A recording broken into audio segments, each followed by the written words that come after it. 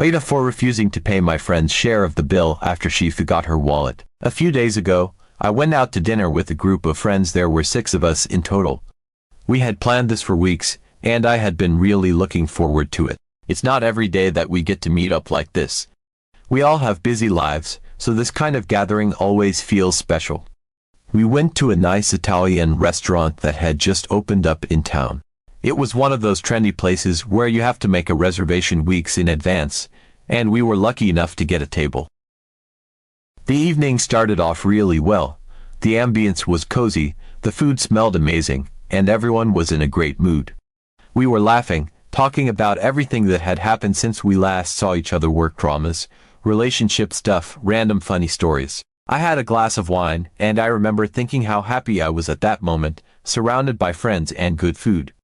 The waiter came over, and we ordered appetizers, main courses, and a few bottles of wine for the table. The whole evening felt like a much-needed escape from the usual daily grind. One of my friends, Sarah, was there, too.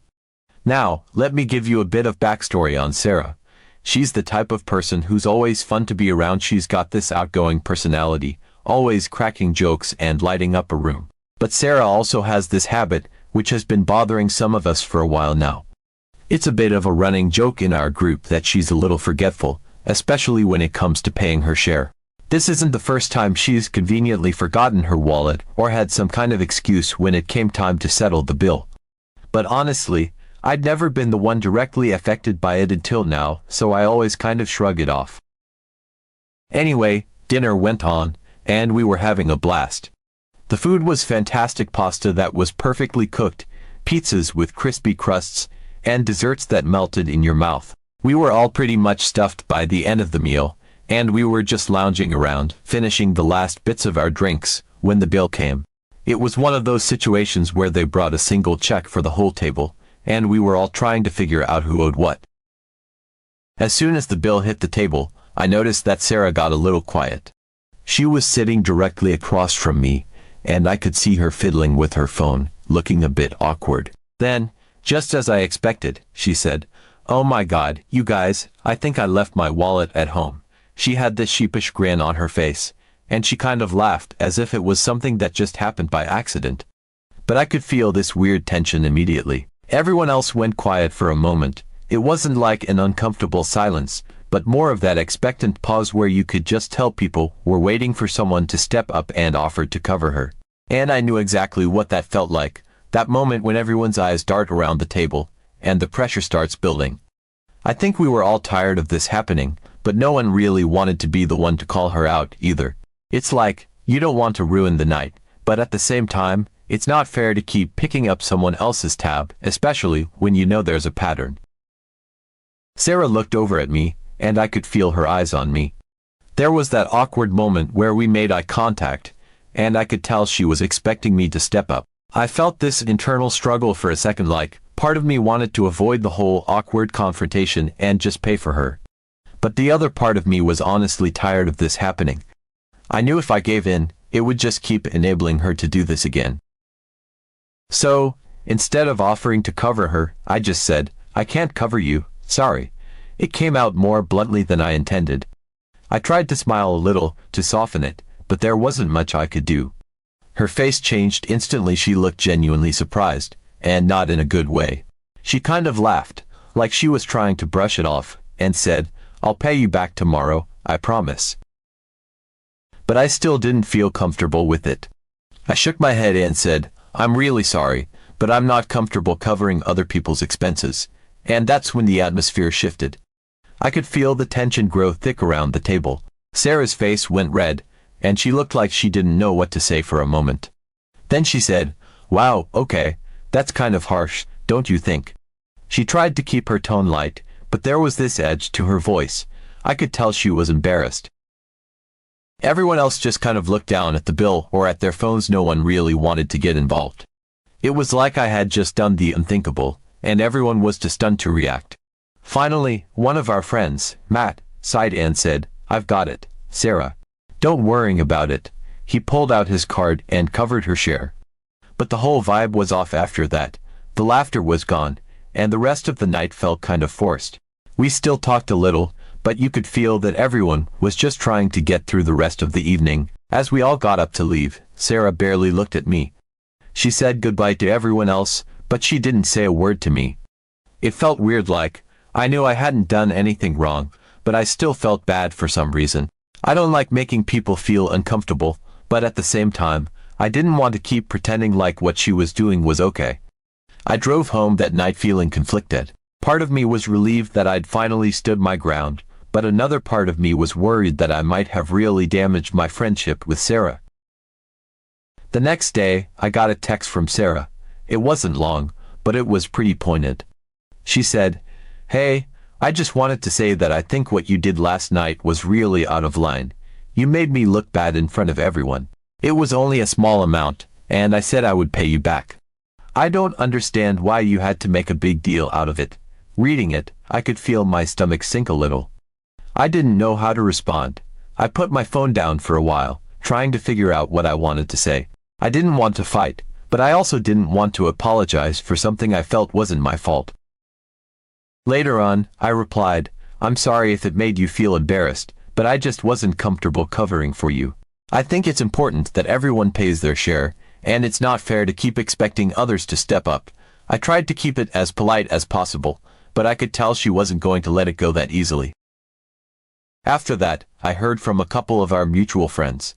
Some of them were on Sarah's side, saying I could have just covered her since she promised to pay me back and it wasn't a huge deal. They felt like I made an unnecessary scene and could have just avoided the whole situation. But others actually reached out to say they understood where I was coming from. They mentioned that Sarah has done this before, and that maybe it was time someone finally said no. They admitted they'd been annoyed by it too, but didn't want to be the one to say anything. Honestly, I feel conflicted. On one hand, I know I'm not responsible for covering someone else's meal, especially when it's not the first time. I don't think it's fair to just assume someone else will take care of your bill, especially when we're all adults with our own expenses. On the other hand, I feel bad because I know I embarrassed her. I could see it in her face, and I could feel the shift in the mood. I didn't want to be the one to ruin the night, but at the same time, I also didn't want to keep enabling her behavior. It's been a few days now, and things are still awkward between us. She hasn't really spoken to me since, and I've noticed she's been a bit distant in our group chat. A few weeks passed since the incident at the Italian restaurant, and things remained awkward between me and Sarah. Our friend group had carried on with the usual jokes and conversations in our group chat, but Sarah had noticeably been less active. I tried not to overthink it sometimes. People just need time to cool off. I also figured that maybe she realized she couldn't keep doing what she had been doing, and that our friendship would find a way to move past it eventually. After some time, one of our friends suggested we have another group dinner. It wasn't a new idea. We liked getting together regularly, and it felt like enough time had passed since the last dinner debacle. Plus, I was hoping that this could be an opportunity to clear the air with Sarah. Maybe we could move past the tension, and everything could go back to normal. We chose a trendy Asian fusion place that had a great menu, a lot of vegetarian options for a couple of our friends, and amazing cocktails. This time, I told myself I wasn't going to get caught up in any awkward financial situations. I made sure to bring cash, just to be extra prepared in case we ended up having to split the bill again. As the day of the dinner approached, I was actually feeling hopeful about it. When the day finally came, we all met up at the restaurant. Sarah showed up a bit late, but she was her usual bubbly self, hugging everyone, making jokes, and acting like nothing had ever happened. Part of me felt relieved. Maybe we could just leave the weirdness behind. The night started off great. Our drinks arrived, and the conversation was flowing naturally. We laughed over ridiculous memes, caught up on each other's work lives, and just enjoyed being together. The food was fantastic, the plates were beautifully arranged, and we passed around dishes so everyone could have a taste of everything. It felt almost like old times, like we were finally getting back on track. I was even starting to feel a little guilty, thinking that maybe I had been too harsh with Sarah before. After all, she was still my friend, and we had shared so many good times together. For a while, it seemed like everything was back to normal. But then, just as the check arrived, I felt this sense of déjà vu. I noticed Sarah shifting in her seat, glancing around at everyone in a way that seemed too familiar. The server set the bill on the table, and we all started pulling out our wallets. I saw Sarah rummage through her bag, and I just knew what was coming. I felt that same tension, that same awkwardness that I had felt at the last dinner. Sarah sighed dramatically and said, "Guys, I'm really sorry, but I only have about half of what I owe for my share." She had this apologetic smile on her face, and she looked around the table. "Could someone spot me for the other half? I promise I'll pay you back tomorrow." I couldn't help it, I just felt this mix of frustration and disbelief rising up inside me. Here we were, again. And what's worse, this time she was pulling a different kind of trick, like she thought we wouldn't notice that it was the same pattern with a different flavor. Before I could say anything, Matt, the same guy who had covered her last time, spoke up. He looked right at Sarah and said, "You know, Sarah, I never got paid back from last time. You promised me you'd pay me the next day, and I never saw that money." The room went quiet. I could feel everyone shifting uncomfortably in their seats, and I knew the situation was about to take a turn. Sarah looked a little stunned, her face flushed a bit, and she tried to laugh it off, saying, "Oh, I thought I paid you back. I'm really sorry, Matt, I must have forgotten." She tried to keep her voice light, but there was an edge to it. And that's when I lost it, not in an angry way, but in that kind of exasperated, I can single quotes T believe this is happening way. I just started laughing. I know it probably wasn't the most appropriate reaction, but I couldn't help myself. It was just too ridiculous, the way she was acting like it was no big deal when it was so obvious that this was a habit.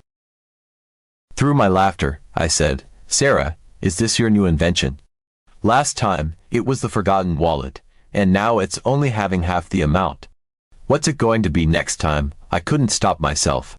I was still laughing, but I knew there was a seriousness behind my words. I was tired of the games, tired of her assuming we'd all just cover for her without a second thought. Sarah's expression changed immediately. The smile disappeared, and she looked genuinely hurt. I could see her eyes narrow, and she muttered something under her breath, something I couldn't quite catch. She stopped looking at me altogether, and I could feel the tension come flooding back into the room. I glanced around at everyone else. Most of them looked uncomfortable, staring down at their plates or at their phones. Finally, one of our friends, Jessica, sighed and said, "I'll cover it this time, Sarah. But, honestly, this is starting to get old." Jessica's words hung in the air for a moment, and Sarah didn't say anything. She just nodded and looked down, her face flushed. The rest of the dinner was awkward, to say the least. We all tried to make small talk, but it was clear that the mood had shifted completely. No one was really into it anymore, and I think we were all just ready to leave. After we paid the bill and left the restaurant, Sarah didn't say goodbye to me. She hugged a couple of our friends, thanked Jessica, and then walked off without even looking my way. I tried not to let it bother me, but it did. I knew she was upset, but I also felt like I couldn't keep letting her pull these stunts without saying anything. Later that night, I got a text from Sarah. It was long, and I could tell she was upset. She said, "I can't believe you made fun of me like that in front of everyone. You completely humiliated me. I thought you were my friend, but clearly, you just wanted to embarrass me. It wasn't fair, and I don't know why you had to make a scene like that." I read the message a few times, and I felt this mix of emotions: guilt, frustration, anger. I didn't want to hurt her feelings, but at the same time, I knew I hadn't done anything wrong. I wasn't the one making a scene, she was, by continually putting us in these situations. I replied, "Sarah, I didn't make fun of you. You made fun of yourself by not paying Matt back and then trying to pull another excuse tonight. You can't keep expecting everyone to pay for you, and then get mad when someone finally calls you out on it. It's not fair to us, and it's not okay." A few minutes later, I got another reply from her, and this one was even more shocking. She said, "I'm a girl. It's normal for guys or even friends to help pay for me when I'm short. It's what friends do. You're acting like it's such a big deal, but this is just how things are."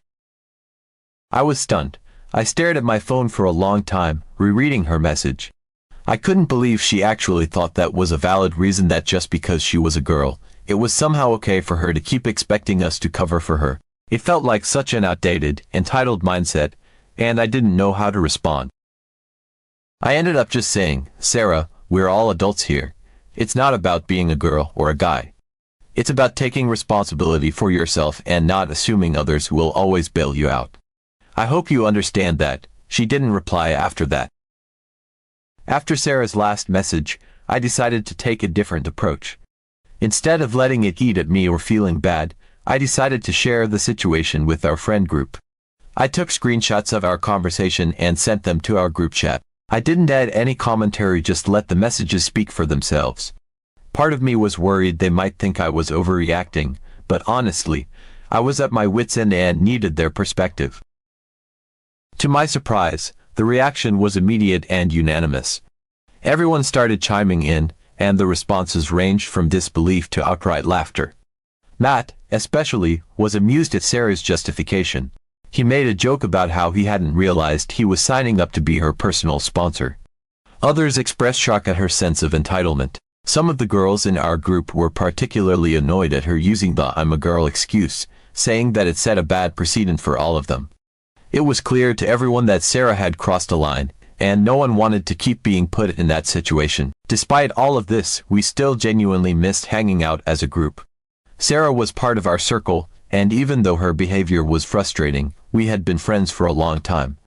So, a few weeks after the incident, we decided to plan another group dinner. It was a bit of a leap of faith, but we all hoped that maybe this time things would go more smoothly. I think, deep down, we all wanted to give Sarah a chance to redeem herself. We chose a casual diner this time, nothing too fancy, just a cozy place where we could relax and enjoy each other's company without worrying about a massive bill at the end. When we all met up, it felt like we were picking up right where we left off. Everyone was in high spirits, and the atmosphere was light and cheerful. We laughed, shared stories from the past few weeks, and just enjoyed being together.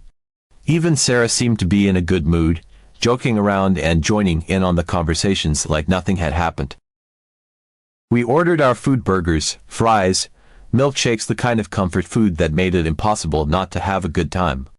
The conversation was non-stop, with everyone chiming in, telling funny stories, and catching up on each other's lives. It felt great, like we were finally moving past all the awkwardness and tension.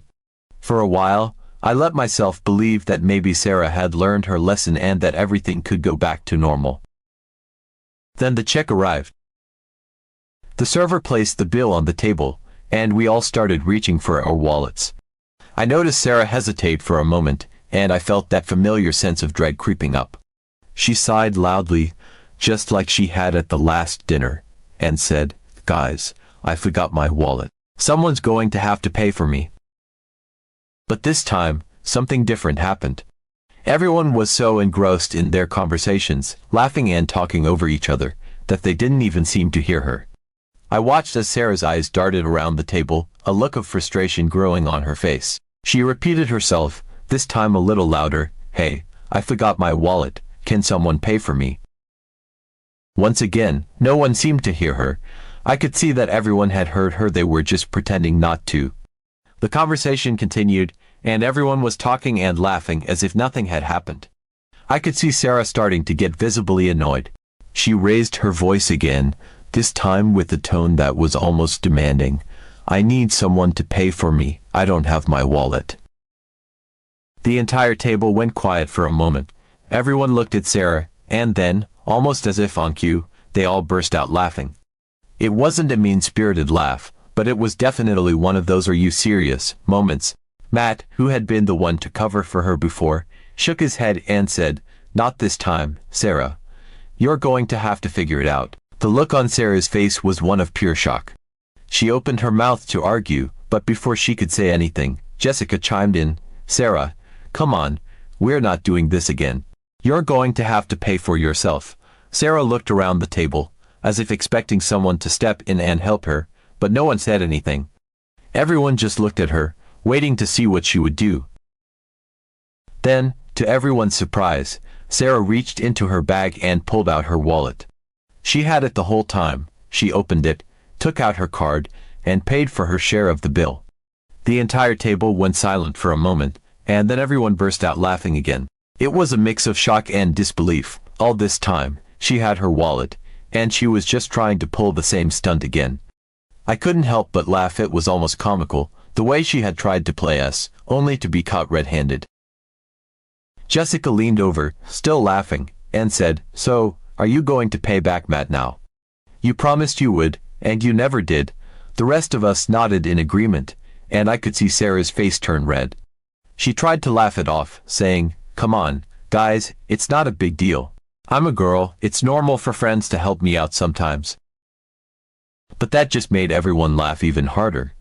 Matt, still smiling, said, "Sarah, it's not about being a girl, it's about keeping your word. You said you'd pay me back, and you didn't. We're all friends here, but that doesn't mean you get a free pass." Sarah looked around the table, clearly flustered. She hesitated for a moment, then sighed and pulled some cash out of her wallet. She handed it over to Matt, who took it with a smile and said, "Thank you, that's all we wanted." After that, the mood shifted back to what it had been before. Everyone was still laughing, and we all got up to leave the restaurant. As we walked out, Sarah stayed quiet for the most part, but no one was giving her a hard time anymore. It felt like a weight had been lifted, like we had finally addressed the elephant in the room, and now we could all just move on. As we left the restaurant, we all started joking about the whole situation. It was clear that no one was holding a grudge, but at the same time, we weren't going to let Sarah off the hook so easily anymore. It felt like a turning point, like maybe she had finally gotten the message.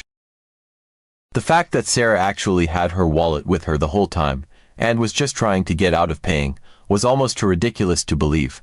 But at the same time, it made perfect sense, given everything that had happened before. I don't know if Sarah will change her ways after this, but I do know that things are different now. She can't just assume that we'll cover for her without question, and she definitely can't use the "I'm a girl" excuse to get out of taking responsibility for herself. We're all adults here, and we all have our own expenses to deal with. It's not about gender, it's about fairness and respect. Am I AITA because I refused to pay for my friend and laughed at her?